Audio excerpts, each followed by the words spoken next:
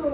we have unit 8 of nursing research, that is population, sample and sampling. So here we are going to deal with the systematic random sampling technique. It involves the selection of every kth case from a list of groups. So इथे kth case का means किया kth case कोई third person भी हो सकता, ठीक है, कोई फिफ्थ पर्सन भी हो सकता, 10th भी हो सकता, 100th भी हो सकता, ठीक है। kth केस अकॉर्डिंग टू अपना केस देखांगे भी किमें हो सकता। सो kth केस कोई भी हो सकता from a list of groups जिन्हें such as every 10th person भी हो सकता ऑन अ पेशेंट लिस्ट, ठीक है, और एवरी 100th पर्सन। मतलब पेशेंट्स ने अपने को काफ़ी उन्होंने पेशेंट्स के विचों आपां कोई फर्स्ट पर्सन भी चैक करते हैं, चक सकते हैं, उन्होंने कोई आप 10th पर्सन भी ले सकते हैं, ठीक है, कोई 100th भी ले सकते हैं। सो इस तरह जिमें कि आ every kth person entering book store, for example book store पर जा रहे हैं जिन्ने भी पर्सन बुक्स लैन आ रहे हैं, फॉर एग्जाम्पल 50 पर्सन आए बुक से। सो 50 के विचों एवरी kth पर्सन ये आप कोई भी ले सकते हैं, कोई थर्ड पर्सन भी ले सकते हैं, कोई 10th भी ले सकते हैं, कोई भी केस चक सकते हैं। आई नो थोड़ा थोड़ा कन्फ्यूजिंग लग रहा है, मैं अगे एक्सप्लेन करती हाँ। हाँ जिदा आप डिजायर्ड सैंपल आप लेना, ठीक है, आप क्या कि कोई 10th केस ले सकते हैं, कोई 5th ले सकते हैं, कुछ भी है ना। हाँ किदा वो केस आप चकना कि 5th लेना, 3rd केस लेना, वो किदा पता लगेगा। आ फॉर्मूला है ये राही आप देखना K is equal to N by N। N by N क्या N वड्डी N है जी, कैपिटल N है जी, that is number of subject in the target population. Number of subject in target population किन्ने नंबर ऑफ सब्जेक्ट ने पर size of sample की है number of subject in target population. हर सब्जेक्ट है जेडे, ठीक है, आप किन्ने चूज करते हैं size of sample. For example sample आ जो साढ़े को 500 का सैंपल आ, ठीक है, सैंपल की सीगा कि जिहदे विच हरेक एक एलीमेंट नूं जोड़ के जिहड़ा पूरा सैंपल बन रहा वा, एक जिवें मान लो पूरा एक कोई एक एलीमेंट आ उन्हां पूरिਆਂ नूं जोड़ के 500 का साडा सैंपल आ, ठीक है, 500 लोग ने इहदे विच, ओहदे विचों number of subject in target population मतलब आप किन्ने चूज करने आ। सो आप 100 चूज की। हाँ 100 के विचों असीं किहड़ा केस लवांगे 500, 100 किन्ने दा 5 पे। So every 5th case, every के मीनस इत्थे के की आ गया 5th। सो एवरी जिहड़ा 5th केस आपां ओह की आपां ले लेना। हुण जिवें इहदी एग्जांपल ले लैंदे 5th केस की चुराना, जिवें ਜਿਹੜੇ भी इंडिविजुअल्स ने ਜਿਹੜੇ भी ਆਪਾਂ बुक स्टोर ਦੇ ਵਿੱਚ ਜਾ ਰਹੇ ਐਂਟਰ ਕਰਦੇ ਆ ਉਹਦੇ ਵਿੱਚੋਂ ਆਪਾਂ 5th केस ले लेना, ਉਹ ਆਪਣਾ ਕੇ ਹੋ ਗਿਆ। ਹਾਂ ਰੈਂਡਮ ਸੈਂਪਲਿੰਗ ਦੇ ਵਿੱਚ ਕੀ ਸੀਗਾ, ਆਪਾਂ ਕਹਿ ਰਹੇ ਸੀ ਕਿ ਰੈਂਡਮਲੀ ਸਿਲੈਕਟ ਕਰਦੇ ਆ। ਹੁਣ ਤੁਸੀਂ ਕਹੋਗੇ ਵੀ 5th केस ਚਲੋ ਠੀਕ ਆ ਆਪਾਂ केस ਸਿਲੈਕਟ ਕਰ ਰਹੇ ਆ, ਬਟ ਜਿਹੜਾ ਫਸਟ ਹੋਊਗਾ सिस्टम होएगा कि जो फर्स्ट सैंपल होगा वो आप कितना सिलेक्ट करांगे। सो जो फर्स्ट आप इंडिविजुअल कितना सिलेक्ट करना वा वो आप रैंडम नंबर टेबल के नाल जिवें लिखा हुआ first subject is chosen by random number table. So जो रैंडम नंबर टेबल की सी इदा टेबल बनावांगे उहदे च लिखांगे। सो कोई भी इदा पिकअप कर लिया that is random number table चो आप पढ़ांगे। सो रैंडम नंबर टेबल के राही फर्स्ट इंडिविजुअल चूज करांगे, बाकी जेडे kth इंडिविजुअल आ बाकी later every kth person will be selected from sampling frame. Sampling frame की सीगा असी देखा सीगा कि पहला देखो फर्स्ट पॉइंट है first list of subject, that is सानू पता सीगा कि जिहड़ी सब्जेक्ट दी लिस्ट हुंदी है जिहदे हर एक इंडिविजुअल का नाम हुंदा उहनूं असीं सैंपलिंग फ्रेम बोलते हैं। तो ਉਹਦੀ ਆਪਾਂ ਨੂੰ ਸਬਜੈਕਟ ਆ ਜਿਹੜੇ ਉਹਨਾਂ ਦਾ ਸਾਡੇ ਕੋਲ ਜਿਹੜਾ ਫਰੇਮ ਆ ਸੈਂਪਲਿੰਗ ਫਰੇਮ ਸਾਡੇ ਕੋਲ ਹੋਣਾ ਚਾਹੀਦਾ, ਠੀਕ ਹੈ। ਲੇਟਰ ਐਵਰੀ kth ਪਰਸਨ ਆਪਾਂ ਦੇਖ ਲਿਆ ਵੀ ਉਹ ਸੈਂਪਲਿੰਗ ਫਰੇਮ ਦੇ ਵਿੱਚੋਂ ਆਪਾਂ ਕੀ ਆ kth ਇੰਡੀਵਿਜੂਅਲ ਆਪਾਂ ਲੈਣਾ ਵਾ ਐਵਰੀ 5th ਪਰਸਨ ਚੱਕੀ ਜਾਵਾਂਗੇ। ਫॉर एग्जांपल ਨੀਤਿਕਾ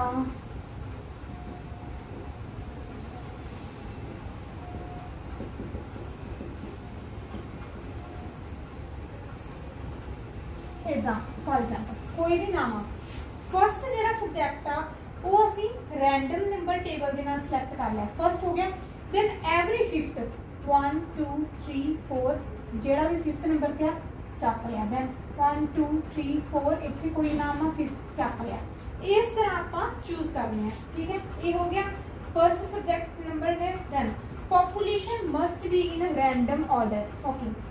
सो पहला आप पढ़िया सीगा सिंपल रैंडम सैंपलिंग ਉਹਦੇ ਵਿੱਚ ਕੀ ਸੀਗਾ ਕਿ ਆਪਾਂ ਉਹਨਾਂ ਨੂੰ ਅਲੱਗ-ਅਲੱਗ ਕਰ ਲੈਂਦੇ ਆ ਠੀਕ ਹੈ ਉਹਨਾਂ ਨੂੰ ਅਲੱਗ-ਅਲੱਗ ਕਰਦੇ ਸੀਗੇ ਬਟ ਸਿਸਟਮੈਟਿਕ ਰੈਂਡਮ ਸੈਂਪਲਿੰਗ ਦੇ ਵਿੱਚ ਕੀ ਹੋਊਗਾ ਜਿਹੜੇ ਸਾਡੇ ਪੋਪੂਲੇਸ਼ਨ ਹੋਊਗੀ ਉਹ ਕੀ ਆ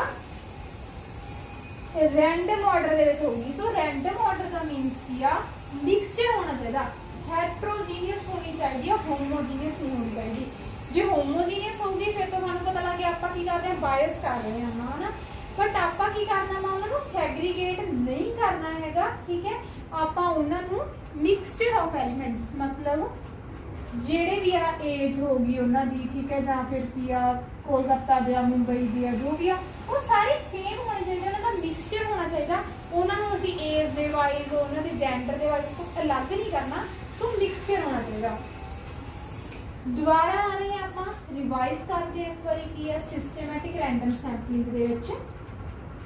ਆਪਾਂ ਕੇथ केस आ ਜਿਹੜਾ एवरी केथ केस आ ਆਪਾਂ ਉਹਨੂੰ ਕੀ ਕਰਨਾ ਵਾ ਇਨਵੋਲਵ ਉਹਨੂੰ ਸਿਲੈਕਟ ਕਰਨਾ ਵਾ ਲਿਸਟ ਆਫ ਦੇ ਵਿੱਚੋਂ ਜਿਵੇਂ ਬੁੱਕ ਸਟੋਰ ਦੇ ਵਿੱਚ ਜਾ ਰਹੇ ਆ ਜਿੰਨੇ 100 ਆਏ ਆ ਤਾਂ ਉਹਦੇ ਵਿੱਚੋਂ ਐਵਰੀ 5th ਜਿਹੜਾ ਆਪਾਂ ਕੇਸ ਆ ਉਹ ਚੱਕ ਲੈਣਾ ਉਹ ਆਪਣਾ ਕੇ ਹੋਊਗਾ ਬਟ ਜਿਹੜਾ ਫਸਟ ਕੇਸ ਆਪਾਂ ਕਿੱਦਾਂ ਸਿਲੈਕਟ ਕਰਨਾ रैंडम नंबर टेबल के नाल सिलेक्ट करांगे फर्स्ट सब्जेक्ट नूं बट जिहड़े बाकी दे ने आपां किदां चूज करने आ अपने कोल लिस्ट होनी चाहिए दैट इज सैंपलिंग फ्रेम होना चाहिए ਉਹਦੇ ਵਿੱਚੋਂ ਬਾਕੀ ਦੇ ਜਿਹੜੇ ਨੇ ਉਹ ਆਪਾਂ ਇਦਾਂ 5th ਐਵਰੀ 5th ਇੰਡੀਵਿਜੂਅਲ ਆਪਾਂ ਪਿਕ ਕਰ ਲੈਣਾ ਉਹਦੇ ਵਿੱਚੋਂ ਸੋ ਇਹਦਾ ਫਾਰਮੂਲਾ ਕੀ ਸੀ k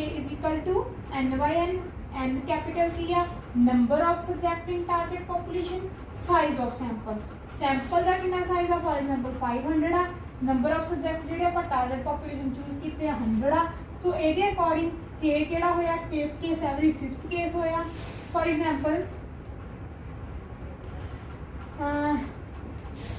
फॉर एग्जांपल लेने ਆਪਾਂ ਆਪਣੇ ਕੋਲ ਹੈਗਾ 200 ਦਾ ਹੈਗਾ ਵਾ ਬਟ ਉਹਦੇ ਵਿੱਚੋਂ ਕੀ ਆ ਓਕੇ ਨਹੀਂ ਆਪਾਂ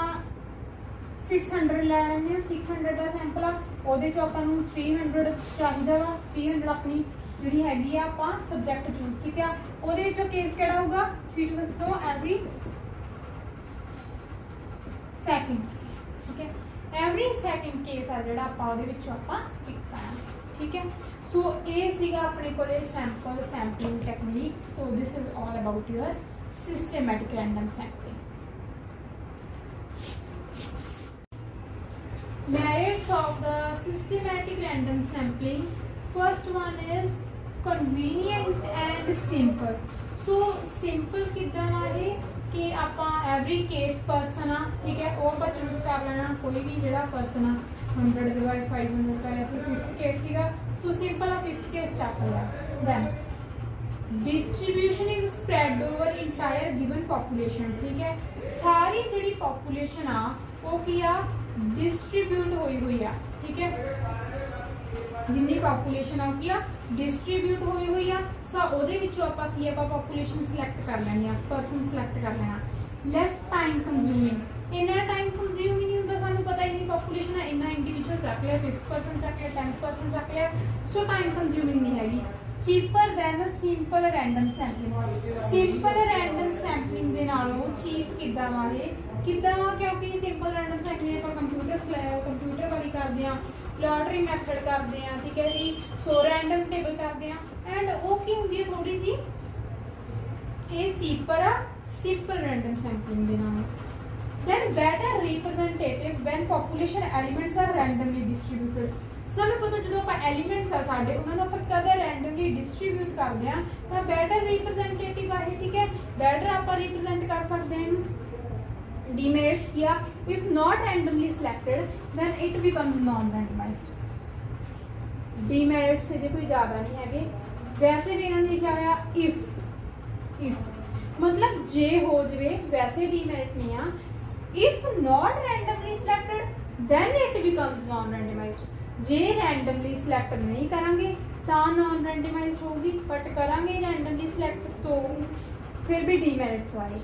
समटाइम्स दिस में रिजल्ट इन बायस्ड सैंपल, कई बार की हो जाता सैंपलिंग बायस्ड हो सकती है, समटाइम्स वैसे नहीं होंगी बिकॉज आप रैंडमली सिलेक्ट करते पे हैं। इफ सैंपलिंग फ्रेम है नॉन रैंडमली डिस्ट्रीब्यूटेड, जे सैंपलिंग फ्रेम आ नॉन रैंडमली डिस्ट्रीब्यूट हो गया तो जी सैंपलिंग टैक्नीक आ एप्रोप्रिएट नहीं होगी, आप वधिया सैंपल नहीं चूज कर सकेंगे, रिप्रजेंटेटिव नहीं होगा sample. So this is all about your systematic random sampling.